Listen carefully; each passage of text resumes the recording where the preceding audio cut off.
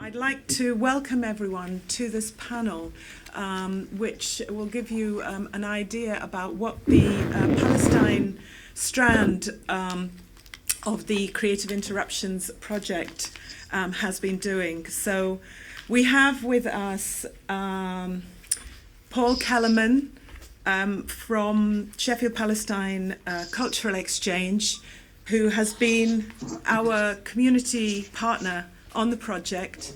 And on Skype we have Hannah Atalla, who is the artistic director of Film Lab Palestine, who has been the international partner on the project. Ken Farrow is artistic consultant who has worked on the project with three filmmakers who we also wanted to be here. I'm hoping Mahassan will be with us here any minute soon. And my name is Anandi Ramamurthy, and I'm at Sheffield Hallam University, and I've been coordinating the work on the Palestinian cinema strand. It's, as you can see, Hannah is on Skype. We invited Yusuf Hussein and Hussein Auda from Gaza, who worked with us on a film called Gaza Graph, who we also wished to be here as part of the panel, and also for the screening of his film that he has made with the project. But due to the visa restrictions and the complexity of trying to get a visa and the really quite obstructive practices of the Home Office, they have not been able to. Well, we had 2 refusals for Yusuf and Hussein's visas.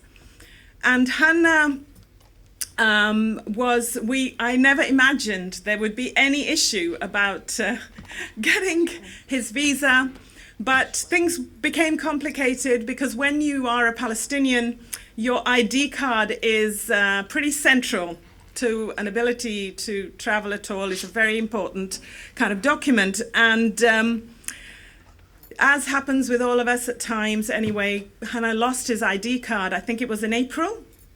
And so he had to go through the process of getting a new one, and that delayed applying for the visa. And then in applying for the visa, there was a 5-hour application. First of all, he thought he could do it online, but then as a Palestinian, he was told he couldn't do it online, so he had to apply again, pay another visa fee, and it's supposed to be 10 to 15 working days. Those 10 to 15 working days passed. I'm not sure, have you still heard? Have you heard yet? About when yesterday at 4 o'clock, I received the email. And did they give it to you or not? Yeah. Yeah, they gave you. So basically, it was delayed so much, it made it impossible for him to be here with us. And this is really the hostile environment policy, which the government wants to create, which obstructs artistic collaboration, and creativity, and it's really something that for a project like Creative Interruptions, for issues around art and activism, is something that we really must address. I wanted to start with a quotation, which is in fact in a film that the project restored, a film called Palestinian Identity, directed by Qassem Howell, who in fact was an Iraqi filmmaker who worked with the PLO film unit through the 70s when they were based in Lebanon. And he includes in there a poem by Mahmoud Darwish in which he says, "He who steals the land does not surprise us by stealing a library. He who kills innocent civilians does not surprise us by killing paintings." And I felt that this comment, in a sense, addressed very much the importance of culture in any national liberation struggle. And in a sense, it embodied the kind of theoretical foundations that this strand has been trying to consider. and has been influenced by. So very much influenced by anti-colonial theory, by the ideas of people like Amilcar Cabral, who argues for the importance of struggling against cultural oppression within any national liberation movement. National liberation is necessarily an act of culture, he says. And also thinking very much about the Palestinian situation, the settler colonial nature of colonialism that the Palestinians face. I looked at ideas by Patrick Wolf, who also talks about genocide and cultural genocide, and how this is very much part, in a sense, of theoretically you can is part very much of the has a direct impact, he argues, on the people's capacity to stay alive. For anyone involved in Palestine solidarity work, I'm sure you've heard the term existence is resistance.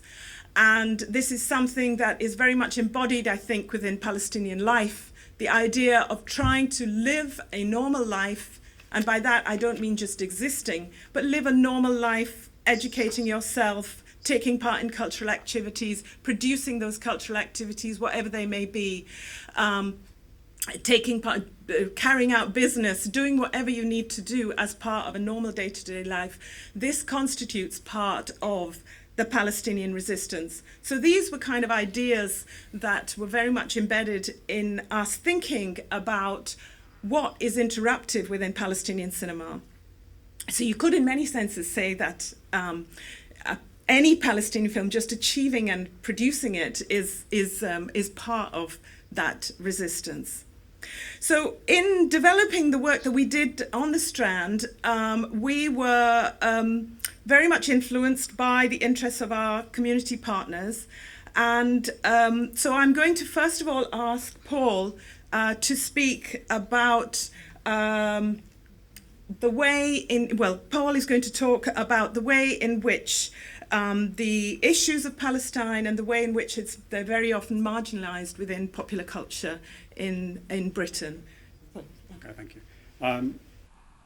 We have been looking at and also trying out how Palestinian cinema can interrupt and hopefully disrupt the dominant narrative in this country around the issue of Palestine.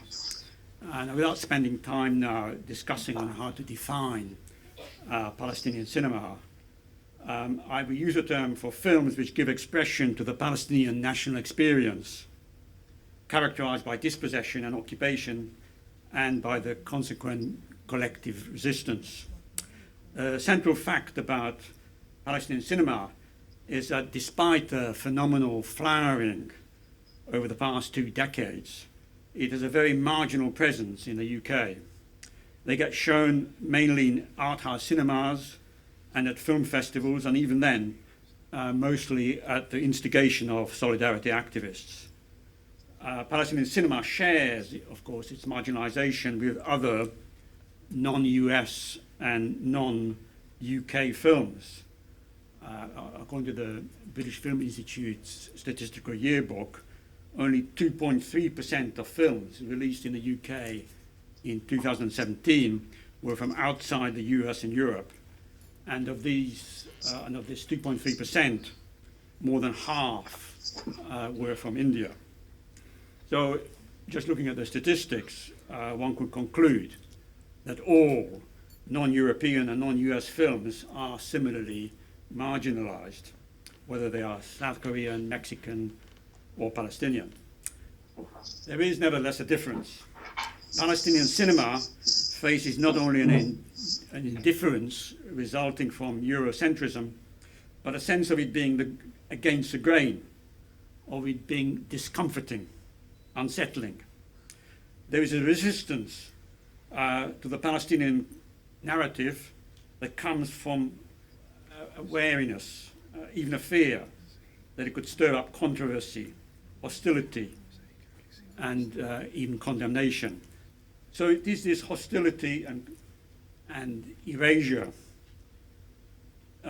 which is what bears down on cultural gatekeepers, such as cinema program organizers, TV executives, film critics, and the jurors that allocate awards at international film festivals. What is involved here is touched on by Joris Lujandik, a young Dutch journalist who studied Arabic and Middle East studies and then was stationed in the Middle East in the early 2000s. And he initially had no particular alignment. He was a liberal-minded person, and he reported from both Israel and the West Bank. And subsequently, he wrote a book called People Like Us, Misrepresenting the Middle East. And he cites from his early period discussing the Israeli-Palestine issue with some of his journalistic colleagues. And he writes, I quote, "If ever I wanted to defend Israel during such conversations, one phrase was sufficient, the Holocaust. Most people understood immediately. Then I tried to put the Palestinian perspective across, and 10 sentences were never enough. Central to them was not the Holocaust, but centuries-long Western interference in their area. The handicap for Palestinians is that the Crusades and colonization are less prominent in the Western consciousness.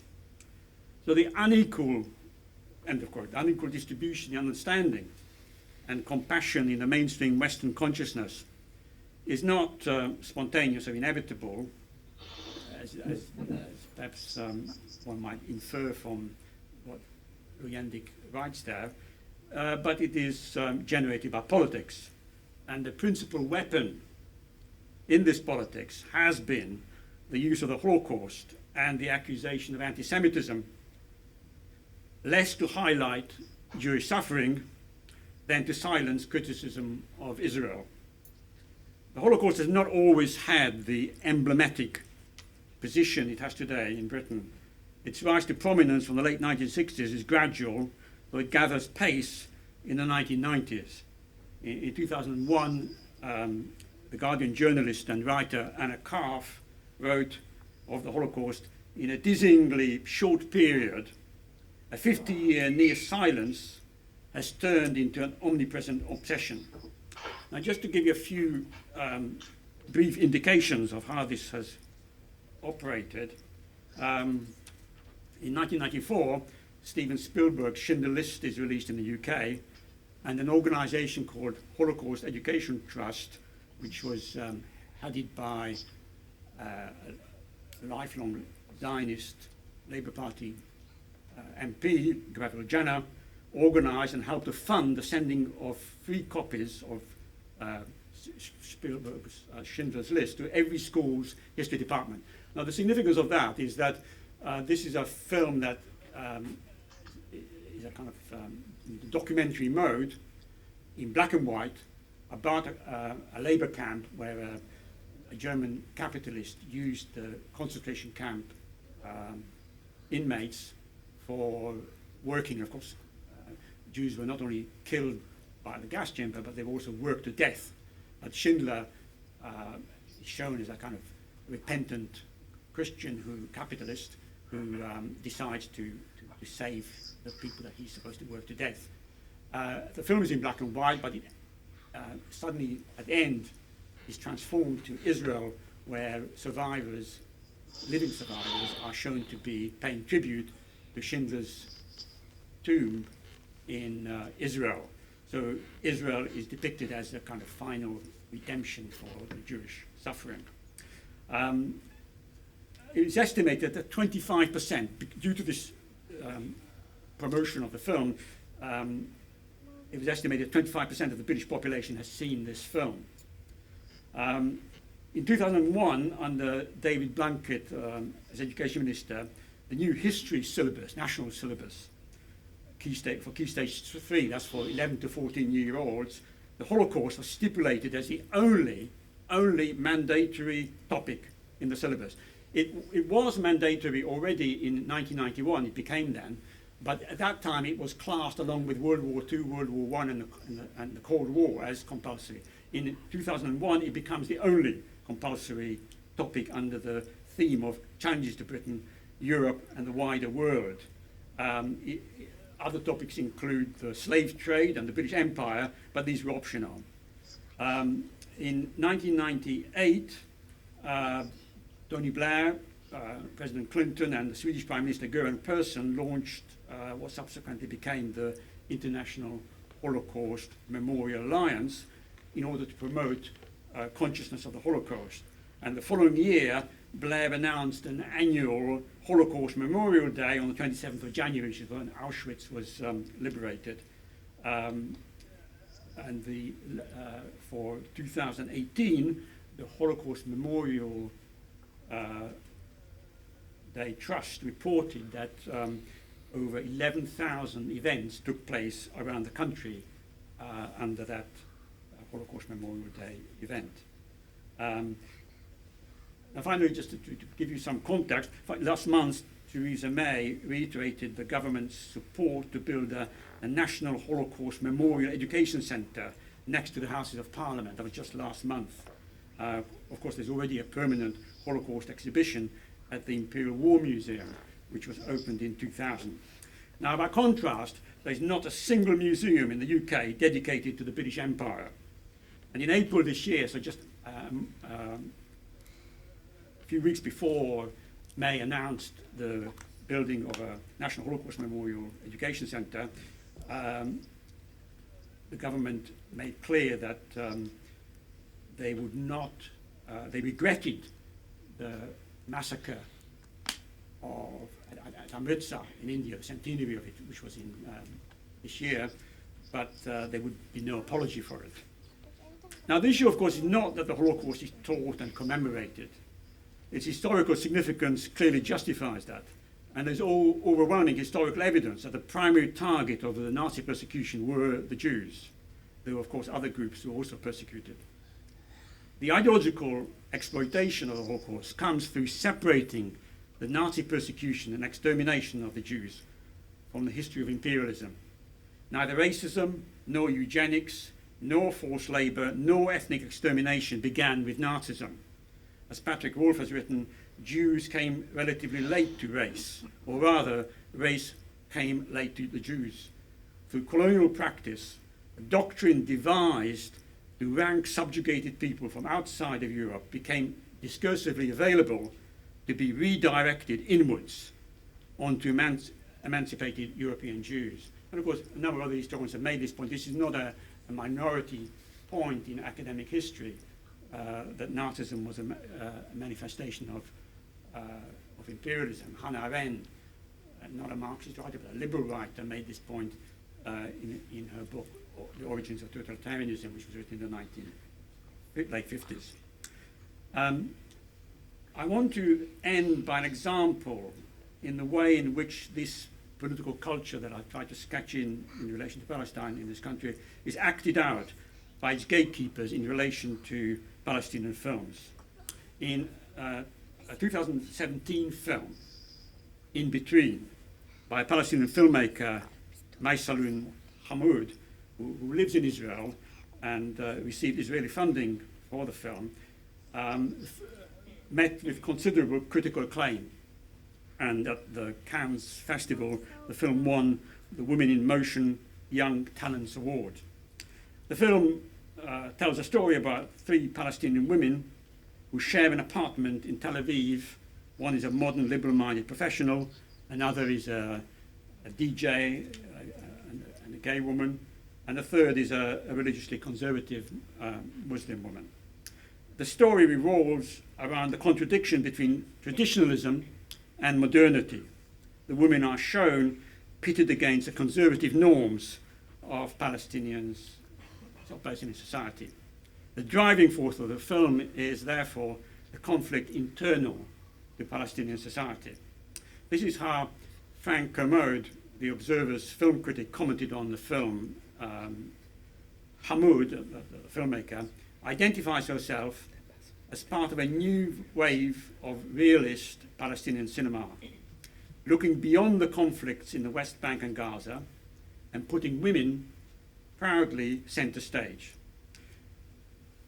Now, Kermode suggests, therefore, firstly, that there is a deeper, more significant reality than the Israeli occupation, which he incidentally calls conflict. And secondly, that it is by looking beyond that occupation that enables women to be put center stage. as if women's oppression is not affected by the overall political situation,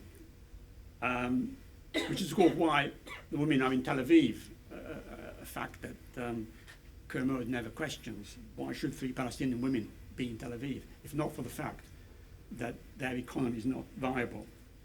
A similar underplaying of Israel's impact on Palestinian society is also evident in films such as Speed Sisters and The Idol, both Palestinian films which have been among the more successful of Palestinian films in terms of critical acclaim and getting showings in the independent cinema circuit. There is no censorship involved in this process that I've described. It is simply a case of critics and filmmakers seeking accommodation, or some degree of accommodation, with a dominant narrative on the Palestine issue. This is not to suggest that films cannot contribute to changing the political culture, but we can do a lot more than just wait for those films to come along. Thank you.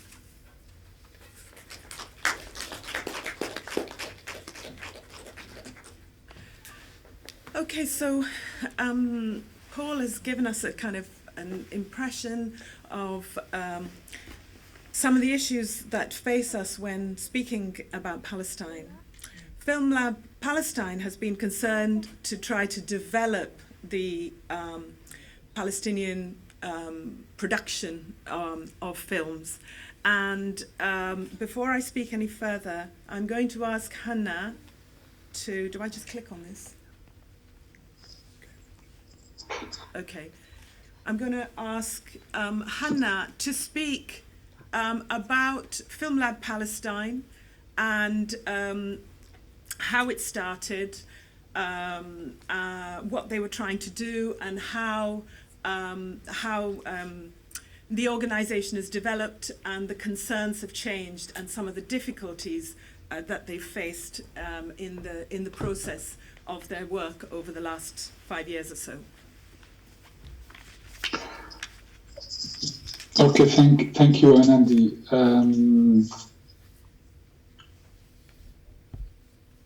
You hear me? Yes. Yes. Okay, thank you, Anandi.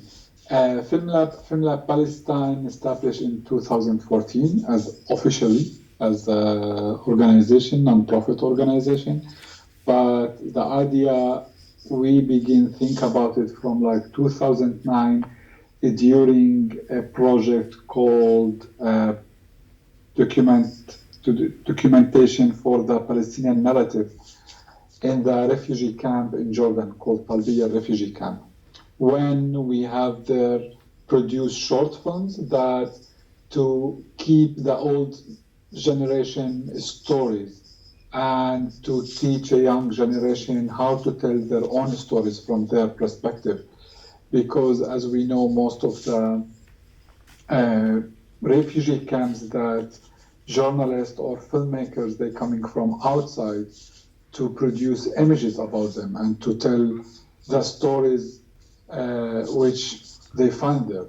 So we thought it's a time that they tell their own stories. So our task was to give them a knowledge and to give them the craft, how they can make a short films to tell their own stories. And from that, Film Lab idea developed, this idea developed to be as a Film Lab Palestine, which all of us as a filmmakers or even producers or working on this field, we believe how much film has a power to tell our narrative as a Palestinians, because we believe now that the narrative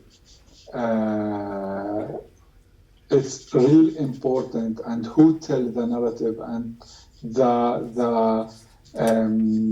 which kind of image you receive as international or as even Palestinians who's living outside. The point is that in Palestine we don't have like let's say we don't have a film industry, but we have films, and there is like, I think it's a big difference between we have a films as a Palestinians from different time, different period, but we don't have a film industry that like a local fund or infrastructure or even a crew who can deliver a professional way in different departments in the film. So one of our tasks that to support the film industry to create the infrastructure. Besides that, we have in a film lab we focus on 4 components.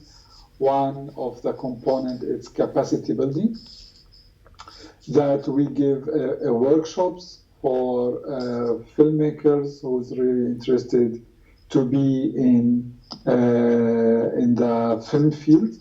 So, and in different like script writing, cameras, sound, etc. We open tracks between outside and inside, so we send filmmakers to present their idea, their films internationally in different platforms, like Sheffield Film Festival, like Berlinale, like Sarajevo, like other places in a partnership with us. So, and we working a lot on the cinema culture and to revive cinema culture in Palestine. So after, let's say, during the first Intifada, most of cinemas in Palestine closed, shut down, and even the place as a theater, it's destroyed or it's closed or they change it to mall or whatever. So and most of people receiving their images through TV, and we receive just only the commercial films. So we, under this component to revive cinema culture in Palestine, we have 2 components. One, that we have an educational program, we work with kids, and another one that we established from 2014, Palestine Cinema Days, which is international film festival, which take place in October in October every year. And we screen short films, long documentary. We have competition for Palestinian filmmakers, and we give awards for production. Plus that we have like industry days where we invite producers, commission editors, film foundation to come to Palestine. And here I will put 2 lines under to come to Palestine, because it's really important that these people visit there and they meet filmmakers there instead of we always travel to meet them outside. And during PFM, our industry days, there is like pitching sessions, there is networking, there is meetings. So this is what's happening under the film festival, let's put, or that revive cinema culture component. The idea why we do all this, to be first, as I said, because we don't have infrastructure, we don't have a local fund. Most of the time we are dependent on co-production, and co-production with Europe or co-production with international. So when you co-produce, you are the one who's weak in this kind of situation. You are not, sometimes the producers, they have their word on the story, and sometimes they have their decision on the crew members, on how the films, in the editing. So the idea to produce more in a free way, we thought to have, like, if we have our own crew, if we have our own infrastructure, if we have a little bit our own fund, then it will be easier for us to co-produce, and then we can produce more films as a Palestinians. Plus we can be more freely when how we want to tell our narrative and where we want to say it, or what's the story we want to say. It's not depend on the European, let's say, market or co-production, if this is story really good for them and they want to produce or not, or all these questions when we become to co-production. So this is here how we try to support and what we do. Of course, plus that to have like more awareness or knowledge about Palestinian cinema history, about the Palestinian archive, about all that period when from PLO time, the cinema of PLO, and then if we want to say when we begin producing films inside Palestine, when Michel Khlefi began producing his films, and now the first intifada, the second intifada, and now we have some new generations. So we try to produce or to program this kind of films, plus for, of course, as I said before, it's international films, just to keep the history of cinema alive between Palestinians, and to see how it's developed. In the beginning, how we become document what's going on, and now how much we are aware about to tell the narrative, and we are more aware how the conflict it's about, of course, first of all, narrative, So this is where we work and where we focus on our work in Film Lab. Thanks, Hannah. As you can see, in terms of the context, hugely complex, and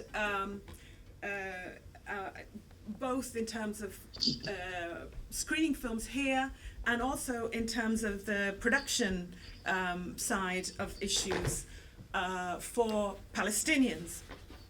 And this, in a sense, prompted these contexts from our two partners, prompted a focus on thinking about, well, we wanted to obviously think about the nature of the interruption. So how does this stateless cinema, as Debashi describes it, enable and challenge dominant narratives?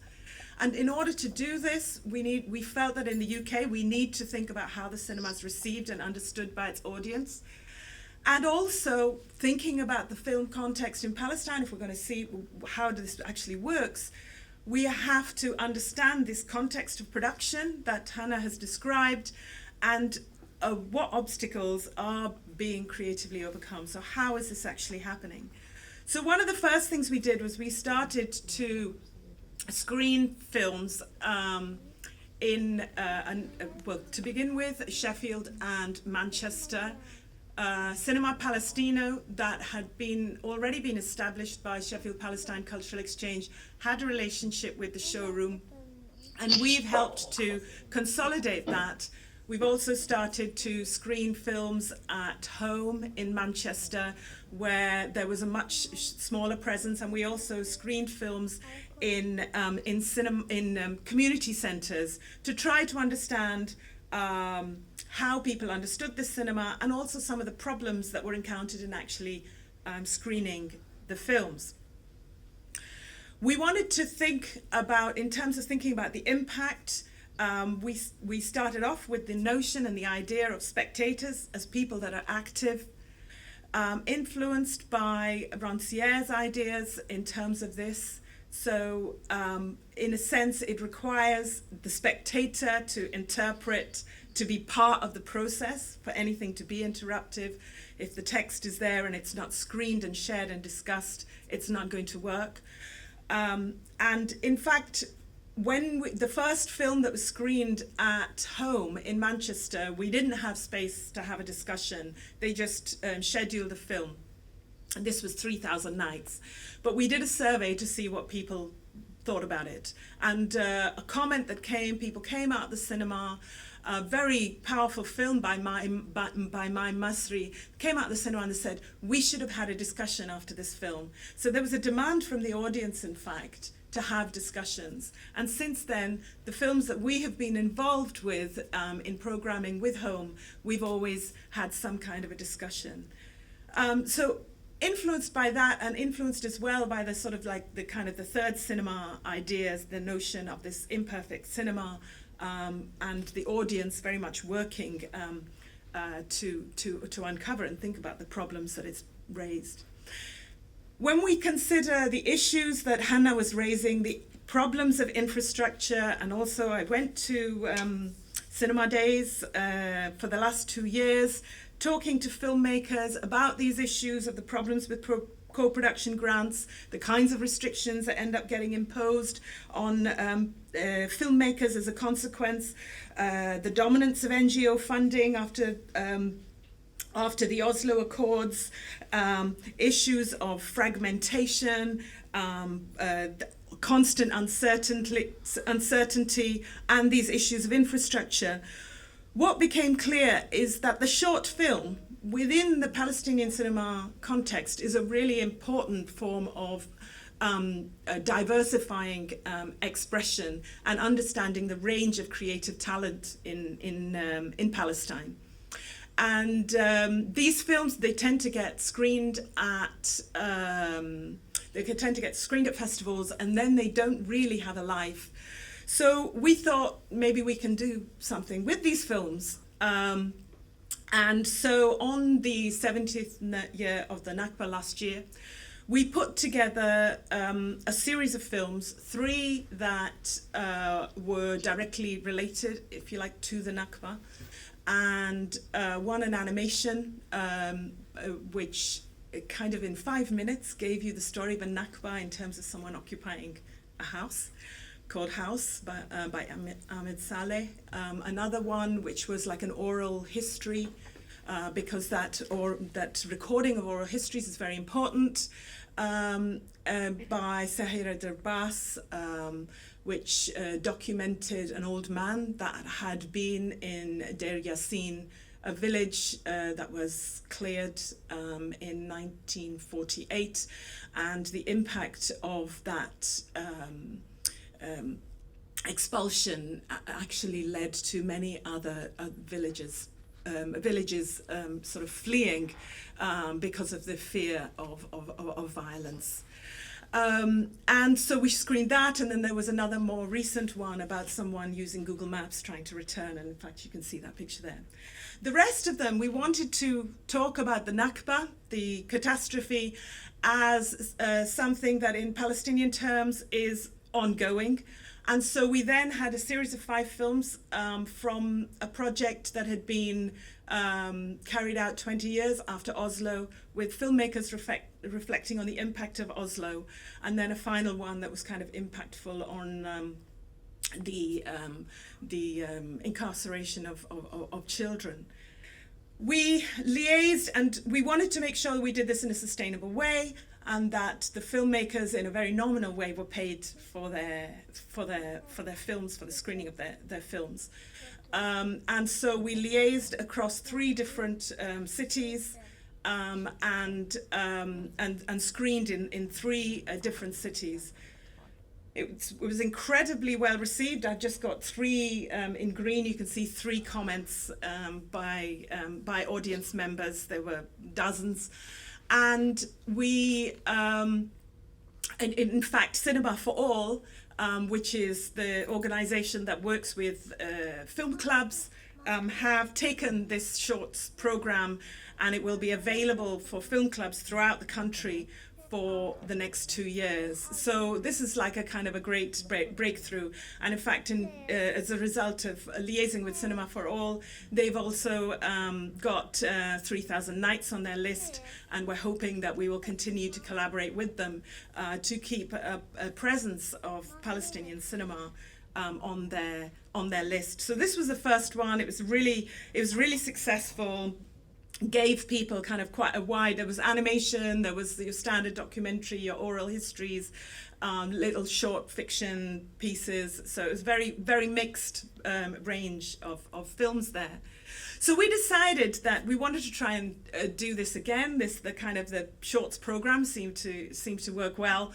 And so Valentine's Day was coming up this year, so we thought we'd take this theme of love, and we look at love in the kind of all the different range of ways that of what it can mean. And so we programmed, this time it was just 3 films, liaising with 9 is actually quite complicated and a huge amount of work, so it is easier when you're just dealing with like 3. And there was one film that's come out recently by Rakan Meassi called Hannah, help me here, I've forgotten what it's called. Bon Bon, of course, Bon Bon, which which kind of it's a short fiction narrative of a couple. You know, the guy is incarcerated and they want a child, and the ways in which they try to negotiate to overcome this. And then there was another one called Condom Lead that was made a few years ago by the two twins from Gaza, which looks at the difficulties of intimacy in a kind of an acute situation, like, you know, when your city is being bombed. And then the last film was a documentary in which we thought about the issue of family love for country, and that was Nahid Awad's Gaza Calling, yes. So we kind of looked at this theme of love. Again, it was really well received, and this time the program traveled to 4 different cities: Cardiff, Birmingham, Manchester, and Sheffield. And we've also been trying to collect evidence about who comes to see the films, so that hopefully we can try and think in the future about ways to diversify, but also I think it's useful for filmmakers to know who comes to watch their films. And although I know most filmmakers would love it to be this hugely diverse audience so they can impact on people's view of Palestine, in fact 90%, and sometimes even as high as like 94% of the people that come to see the films describe themselves as broadly sympathetic to the Palestinian point of view. Quite a lot had seen other Palestinian films, although in fact there isn't a distinction, a strong distinction that is made between films that are about Palestine and films that support Palestine, which is an issue in terms of the industry and just thinking about how that is signified. And fairly knowledgeable as well. So they broadly had a reasonable knowledge, or this was of course self-defined, of the situation. But this does not mean that these films are not impacting on changing. As you can see, there was this very strong feeling of the way in which the films had this affective response. These films opened my eyes and heart to the intimacy that is the casualty of the situation, the psychological torture of apartheid. And then, of course, some of the sort of the factual things, like didn't realize it was so difficult to move between Gaza and the West Bank. And this issue of humanizing was important. I put the thing about the sperm being transported because I think it's very important as well that these films are speaking about all kinds of issues, and they're telling us about Palestine, but in a wider context. So that's what we did in terms of some of the audience work, but we also were involved with filmmakers, and in thinking about the context, we wanted to think about what a research project can intervene in, if you like, and interrupt in. And one of the things that became very clear was that a huge number of Palestinian filmmakers are impacted by the difficulty of uncovering resources and archives to make their films. And as Hannah has already mentioned, there is this question around the destruction of, or the lack of access to Palestinian film history. You may or may not know, but since 1948 and since the Nakba, the Israeli military has stolen private and public archives of photographs, books, films, pretty much everything. So it's happened in 48, it happened again in 67, 1982, with the Israeli the invasion of Beirut, the Palestine Information Unit was destroyed, and the film unit archive, the PLO film unit archive, disappeared, and it's now known to be in the archives of the Israeli military. Some of these films, people didn't know where they were. Some of them, very, very poor copies existed, and not really that much in circulation.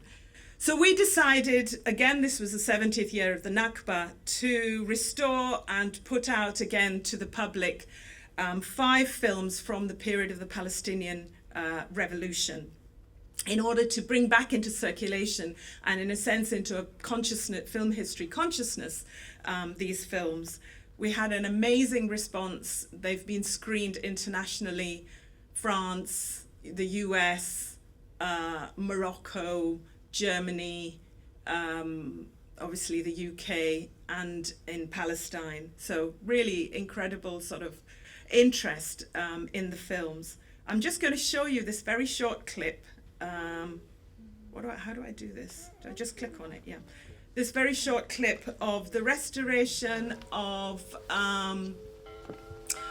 Palestine in the Eye. So there was some kind of holes and stuff in it, and we just kind of enhanced it. It wasn't like a very detailed, it wasn't like a pristine restoration, but we did our best.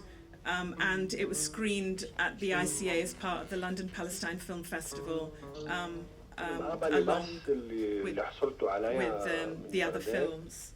الوحيدة اللي وجدناها لهاني زي ما بقول المثل السكافي حافي والحايك عريان.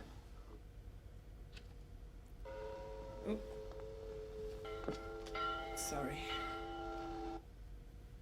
And I just thought, and 2 of the films, the previous artistic consultant, Azan Hassel, was in touch with Ismail Shamoud's family and discovered that they had found these 2 films, which nobody knew actually was still around. One of them, called Glow of Memories. Ismail Shamoud was a painter who was the artistic director of the PLO Arts and Culture Unit. So we supported the completion of the restoration. The family were already involved in restoring it, and Bashar Shamoud is in fact technically extremely competent in lots of these, in this whole area of digitization. So, and I'm just going to show you a short clip, very powerful film produced during this period, which used Shamoud's paintings to tell the story of both the pre-Nakba, the Nakba, and Palestinian resistance.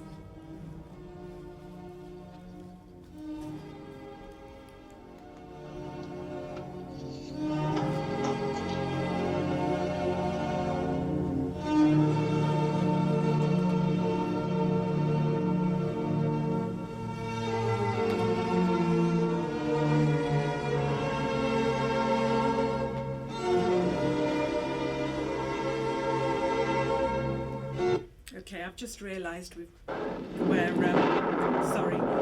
not got very much time, so I'm going to move over to. So once we'd done some sort of archival and restoration work, but there was also this question around filmmakers today trying to find archives and employ those archives, and in ways also preserve their histories, and using film as a medium to do this. I'm not going to say too much, but I am delighted that Mahassan Nasser Eldon is here with her son. Do you want to both come up? And she's going to speak a little bit about one of the films that we screened last night at King's, called The Silent Protest, which documents the establishment of the Palestinian women's movement in 1929.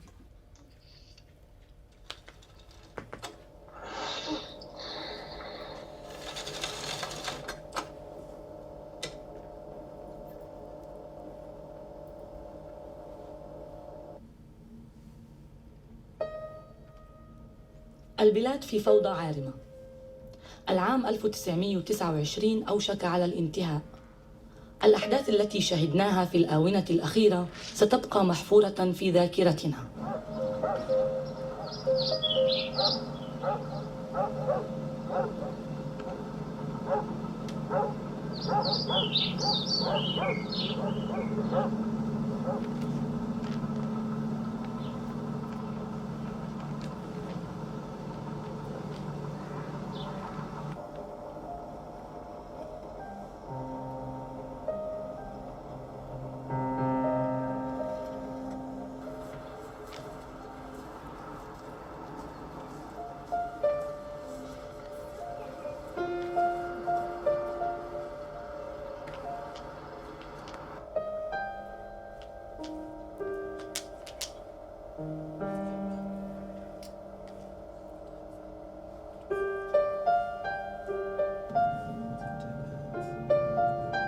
نحن النساء أدركنا بأنه قد آن الأوان لننتقل بتجربتنا في العمل النسوي المجتمعي إلى صقل إدراكنا السياسي ليصبح عملاً سياسياً مستقلاً وممنهجاً، ولكي نحفر لأنفسنا حيزاً في الفضاء العام، فنحن نصف الأمة إن لم نكن الأمة كلها.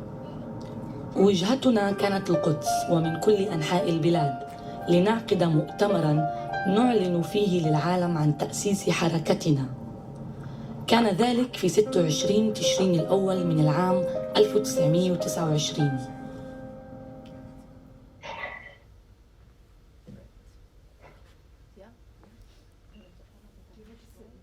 Yeah, I think it's better. Hi everybody. My contribution to the Creative Interruptions project was through this film. It's titled The Silent Protest, Jerusalem 1929.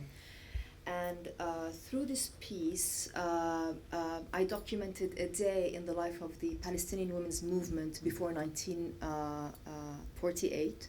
Specifically, the day when women from all over Palestine gathered in the house of one of the women organizers of the movement, and this was on the 26th of October, 1929. So the film is basically putting together archival materials, images that I was able to find through the scattered archives. And this is also a story that Anandi touched upon, where Palestinians don't own actually their archives, so the archives are scattered all over the world. And anyway, so you know, it's the idea of putting these images together, archival material together, in terms of images as well as texts. And the interesting part, I think, is you know, when we start asking where would we find these archives and or this material. And basically, it was mainly in records of people who did espionage on Palestinians during the period.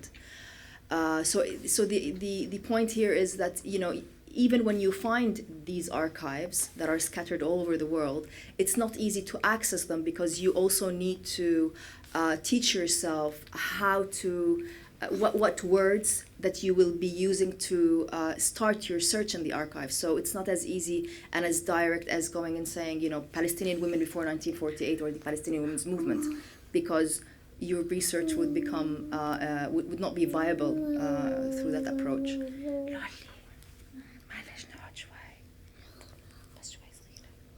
Feels like our editing session. Exactly, it feels like a.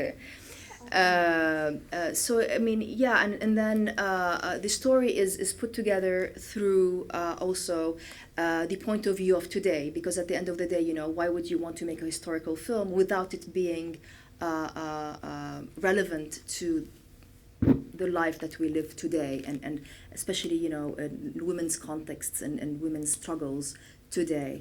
And this is not a story that is alien to the rest of the world. I mean, if you think about the Palestinian women's movement and first wave feminism all over the world, it's very much similar to what was happening elsewhere in the UK, in the States, in the region as well. But now the question here is, you've got a national struggle, you know, you've got a very straightforward political struggle, which is a fight against and a struggle against colonization. So where does the women's struggle come along here? Is it a struggle that's parallel to the national struggle, or are there overlapping sections and overlapping areas? Do we look at women's struggles and emancipation in parallel with liberation of the land, for instance? So these are questions that are taking place in Palestinian society and elsewhere in the East, and I think in the West as well. I mean, if we think about all the political realities that we are living in today, and the marriage between capital and politics, right? I mean, where do we place women's emancipation and women's struggle and the feminist question. So in a nutshell, these are some of the points that the film touches upon. But I think it's also really important what Paul was saying in your talk at the end, is, you know, and this was something that also was brought about yesterday in the discussion, is, you know, where is the occupation in these stories? Are we, as Palestinian filmmakers, able to write stories that don't have, you know, is the occupation part of the content, or is it outside the content? You know, how do we place ourselves vis-a-vis the occupation? And in my opinion, I mean, this is the first struggle that we have to deal with. It doesn't mean that, you know, the feminist struggle is not part of the political struggle, but we have to be very clear that in order for us to be able to move around in the country freely, to be able to think freely, to be able, I mean, and this is along the lines of, you know, you've quoted Spinoza, you know, and it's, you know, when we want to have an imperfect cinema, which is what we are doing really at the end of the day, it is an imperfect cinema, and the question is, you know, how do you tell narratives that are also very much in line and very much related to local culture, right? As well as international culture in the day that we live in today. So again, that puts the question on the table, you know, what do we deal with the Israeli occupation that is there? And, you know, if it doesn't have to be, if we don't deal with it content-wise, the conditions of production imposes on us ways that we have to deal with it, we have to tackle it. So there, in my opinion, there is no evading the question of the occupation. And in my work, I see myself through this film, and which is a precursor to a feature-length documentary that I'm working on, as well as the work that I've done before this film. It's the whole area of how do we write history through image and sound? How can we create an aesthetic that resonates with the now when we want to look at history? And then history becomes really important, and to go back to Palestinian history before 1948 in a way that shows that there is continuation, you know.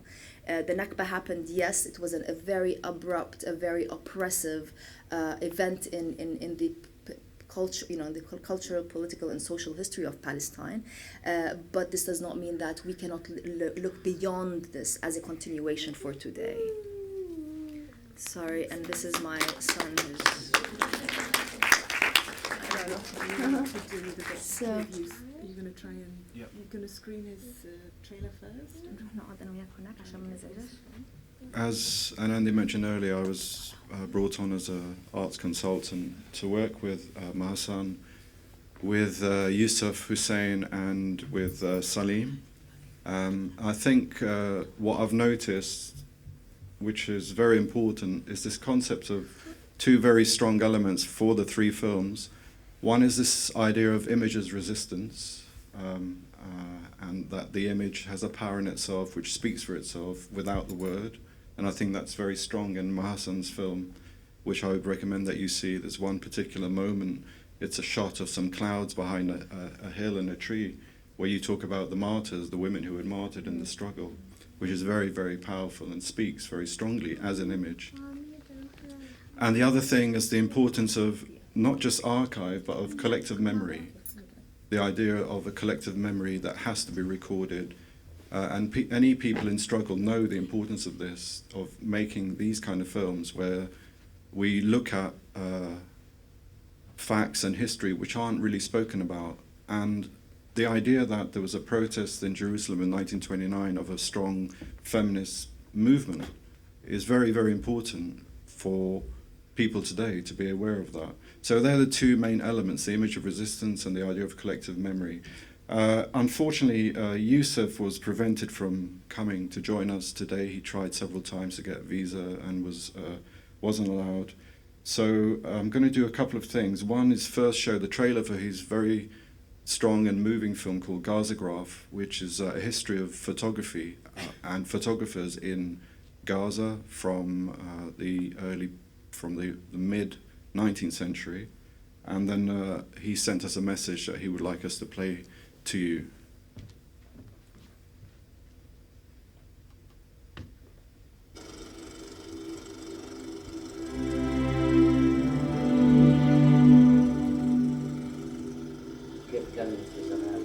يصوروا ويبعثوا الصور وبعد قديش تيجي.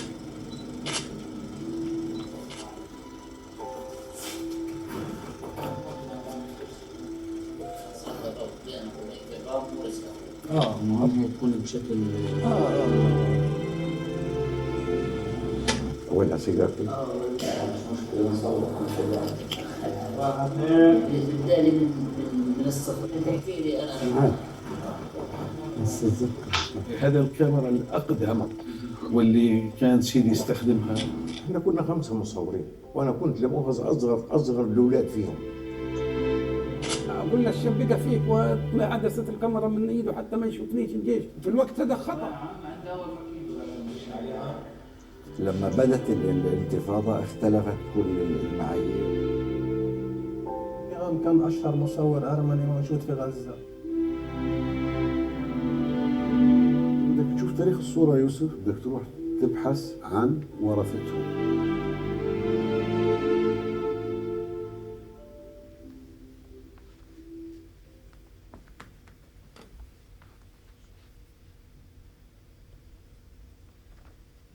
So we had a screening of the 3 films last night, which were very well received, and these are films that I really strongly recommend that you see, and that you also organize screenings.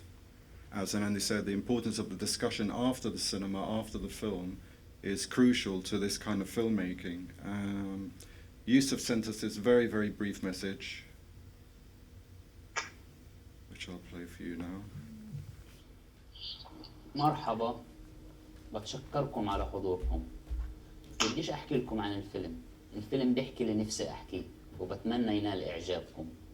بدي احكي عن حالي اللي صار لي سنين بشتغل على الفيلم، ومن لحظة ما اجتني منحة جامعة شيفيلد لاستكمال الفيلم حسيت انه واخيرا الحياة اعطتنا امل، انه صحيح كبشر محشورين في اتعس ارض وما صحلناش نتعلم سينما لانه فيش عنا تخصصات وخبراء، فحاولنا وجربنا وغلطنا وتعلمنا وصرنا قادرين نعمل أفلام تنعرض في جامعة في دولة محترمة وقدام شعب مثقف.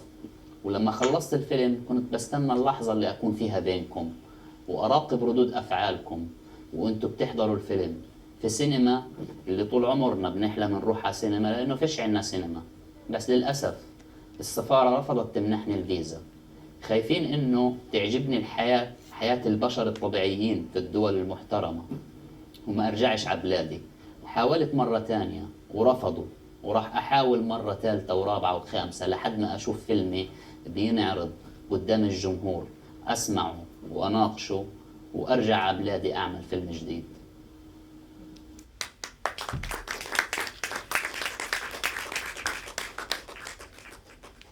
Obviously, Yusuf and Hussein, the co-producer, are stuck there. I mean, I think it would be really good if everybody here today could get on your phones and if you use Facebook or Twitter and get in touch with Yusuf to tell him that at least you've seen the trailer and keep in touch with him, because as you can see from the message, he's somebody that loves cinema and would love to be here and is prevented from doing so. And anyone that cares about cinema and filmmaking should really be helping him. So I'm just going to give you his name on Facebook. Joseph. Yes. Josef, and then it's Natel. So I'm going to just stop and give you a minute to do that. Yeah, I'm just trying to find it. Josef, isn't it? Yeah. And Natel is spelled Natel. If you can see that, no. Oh no, you're showing it to Hannah. No, I'm showing it to the audience, but it's the other way round. This is what I was like as a consultant, which is why it took a while. So it's Josef Natel. Yusuf Natel, Joseph Natel. It would be really good if you could just send him a message and also keep in touch, because he uses Facebook to campaign. The last thing I wanted to do, if I can get online, is one of the other elements I was asked to be involved with was to do some work around the Great Return March, the Great March of Return. and I'm just going to put the website on that's been produced that you can look at in your own time. You can actually see it in the blue room. The website is available to browse. It's palestinekino.com. So this is a different project, but I think it's an important start for young people in Gaza to be involved in these kind of things.